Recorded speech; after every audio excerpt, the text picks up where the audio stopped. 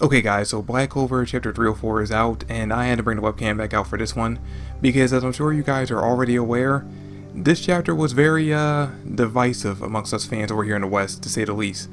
Now personally, I don't see what the big problem is. I actually thought this chapter was great. I thought it was a great epilogue to the fight with Megakula, and a great way to transition us over into the next big fight with Yuno and Langers fighting off against Xenon. But like I said, if you look online, a lot of people would disagree with me. And I can kinda understand why, because this chapter kinda took away the stakes that you were hoping this arc would have. And in this video, I'm hoping that maybe I can kinda convince some of you guys and explain the reason why I thought this chapter was actually good, and convince you guys to come over into my opinion. And hopefully, maybe I might end up changing your guys' mind, but if I don't, it's okay, I understand. Everyone has their own opinion about the chapter, and everyone's entitled to that opinion. But before we get into any of that, let's just jump right into the chapter. So the chapter actually picks up with the aftermath to Megakula's death, and we get to see that Lord Patika is losing all of the curses that were placed on her, turning her back into a human. Which leads to a very funny scene between Lord Patika and Asta, where she starts to freak out because he's now carrying her naked, and which also leads to another scene where we get to see Noelle freaking out because she sees Asta carrying Lord Patika naked, and she punches him out. All in all, this is actually a very funny scene, but the important part of it is the fact that we get to see that because Lord Patika lost all of the curses that were placed on her by Megakula, this confirms that Megakula is officially dead. Because I know there's been a lot of debate online as to whether or not Megakula actually did die in the last chapter, or if that was just like 1/3 of her heart that was cut up and the rest of her went back into the underworld because she never fully manifested into the human world. But I think it's safe to say that the fact that Lord Patika lost all the curses that were placed on her does kind of confirm that yes, Megakula is officially dead. And with the excitement of Lord Patika being finally saved and them finally defeating Megakula, everyone's kind of just taking a brief moment to relax and unwind before moving on to the next big fight, which leads to a bunch of funny moments in this chapter, especially the ones between Asta and Noelle. Because, again, a few chapters ago, we had Noelle finally confirm to herself that yes, she is actually in love with Asta. But, just like I predicted in the review for that chapter, she's not changing her attitude towards him. She's still being a very tsundere character.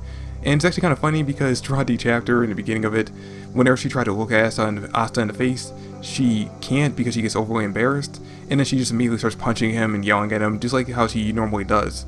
So, like I said, nothing's really going to change about their relationship until she officially tells him herself that she's in love with him. Which I honestly don't see happening until like near the end of the series. So, assuming that this is not the final arc, we're probably a long way away from Noelle ever telling Asta that she's actually in love with him. Oh, and my absolute favorite moment from this chapter was of Nozel freaking out because he wants to be more open and affectionate with Noelle, but because he spent the last 17 years of her life not really doing any of that and being very cold and distant to her, he has no idea how to start. Which, this is funny in itself, but the reason why it's my favorite scene from this chapter is because this confirms that back when Dorothy imagined Nozel in her dream world, when she took Noelle there, that version of Nozel that she imagined him being is actually the real version of Nozel.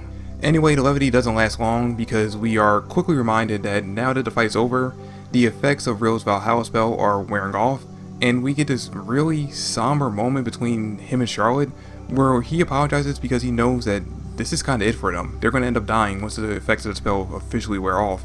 And even though she says that there's no way she's dying yet because there's still stuff she has to do, you can kind of tell by the way she's looking at him that she's kind of accepted her fate as well. Like, she knows that this is it for her. And then we get this moment where Gaja and Lord Patika are finally reuniting, only for the spell to wear off right then, and the three of them all fall to the ground on the verge of death. In panicking, Lord Patika does try to use her healing magic on them, but it doesn't work. And I think that if she was still contracted to Udine, that she might have been able to use a strong enough spell that would be able to heal them, but since she's not and Noelle currently is, she's not able to use a spell strong enough that actually could do the job. And since she's the only one there who has any healing abilities, everyone really does think that these three characters are going to end up dying. And then out of nowhere, this is when Nox shows up and he basically says, hey listen, the three of them dying here would be a noble sacrifice because they were very key in basically taking down one of the highest ranking devils, Megakula. So he's basically kind of trying to convince everyone that, hey listen, get over their deaths because there's nothing you can do, and he honestly does think that these three characters are going to end up dying. But he's not the only one who shows up in this chapter, because we find out that before Luck left to go join the fight, he asked Nox to go find someone and bring them to the battlefield after the fight's over. And that person was Mimosa, who uses her ultimate healing magic to save the three of them. And this is the moment that everyone has a problem with, because they were really pulling for at least Gaja to die to raise the stakes of this entire arc. And I perfectly can understand why people had that opinion, but let me try to explain why I think that this moment actually does make sense both in the manga and in Shonen Jump in general. So first off, it does make sense that Mimosa would show up here to heal these three, because that's her role. In every arc she's been in since her introduction, she's played the role of the main healer. Whenever someone needs to be healed, that was her job.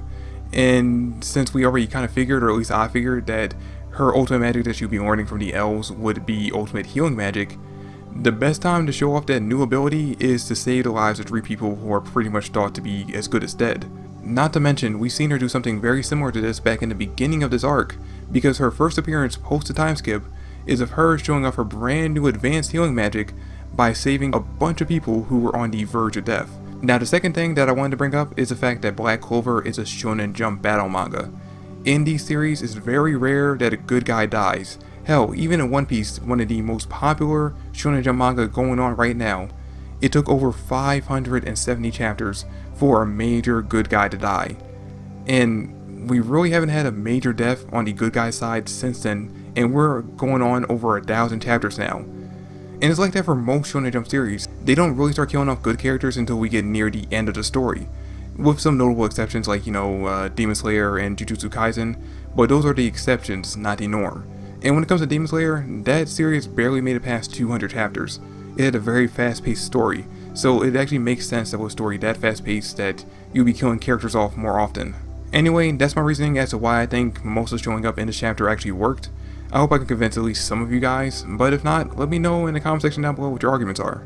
So, now that they've been healed, everyone's obviously very excited about the fact that they were saved, and in the heat of the moment, after getting a second chance at life and a little bit of a push unknowingly from Noelle, Gaja actually ends up confessing to Warpatika, which is like, yo, finally, one of these characters who were very obviously in love with someone finally admits it to that person. And hopefully, since both Charlotte and Noelle were there and saw him do this, maybe this will eventually push the two of them to openly admit to the person they're in love with that, they're in love with them. Now, I don't really see it happen with Noelle until probably near the end of the series, like I already mentioned, but maybe after they save Yami and in the epilogue of this arc, maybe we'll actually get a moment where Charlotte does tell Yami that she's in love with him. Of course, it being Yami, I kind of think that if that happens, he's going to misunderstand the situation and kind of just think that she's telling him that she hates him still. But still, I'm really hoping that she does get the push to finally do this. We also get a moment where Noelle actually admits that Yami played a major role in helping Noelle get as strong as she currently is. So now he's even more determined to save Yami than he already was. Which I mentioned back during the captain's meeting, but I still kind of find it funny that everyone is so focused on saving Yami and really only Yuno has any interest in saving William. It's very funny and very sad for that character. Anyway, then we end the chapter by going back a few minutes and cutting over to the fight between Yuno and Langris versus Zenon. And we see that the two of them are very much still on the ropes, with Langris and Yuno being completely outmatched by Zenon. And even though the two of them don't really stand a chance right now, Yuno tells Langris at the end of the chapter that if he can just buy him 3 minutes, he can end this fight with his next attack. Which, I mean, wow, that is some big talk coming from Yuno, but I mean, if there's anyone who's gotten some major power-ups in the last minute in order to win a fight, it's Yuno. So if there's anyone I think could back up this talk, it is Yuno. Well, Yuno, Yami, and Meru Oyona, but Yuno's the one we're talking about right now. So yeah, I'm actually kind of looking forward to seeing exactly what kind of spell or attack that Yuno's planning on using against Zenon that he thinks he could take him out with one hit. Now, obviously the assumption would be that he's going to use a Saint form, but as far as we know, Yuno doesn't know that he can achieve a Saint form. So I kind of throw that out the window as being a possibility. I mean, obviously Bell might have told him during their training, but I highly doubt that. I kind of figured that if he actually did have a Saint form, that would have been the transformation he used back in the beginning of this fight. But since he didn't, I'm kind of expecting that he's not able to do that just yet. Maybe near the end of the arc he'll be able to activate that form, but as of right now, I don't see him using that in this fight. But you know what? Regardless of what attack he ends up using, I'm actually looking forward to seeing this fight play out. Especially since I think that at least half the people who are fighting against Megakula are going to go over and help him out. And I'm hoping that the other half, if they don't go with them, are going to go and find Morris and take him out finally, because I feel like everyone's kind of forgotten that Morris is a problem right now, when he is very definitely a major problem, almost on the same level as each of the Dark Tribe members. So he needs to be taken care of. But anyway guys, that's it for this video. I really do hope you all enjoyed it, and if you did, please like and subscribe. Comment down below your thoughts and theories, and I'll catch you all in the next video. Peace.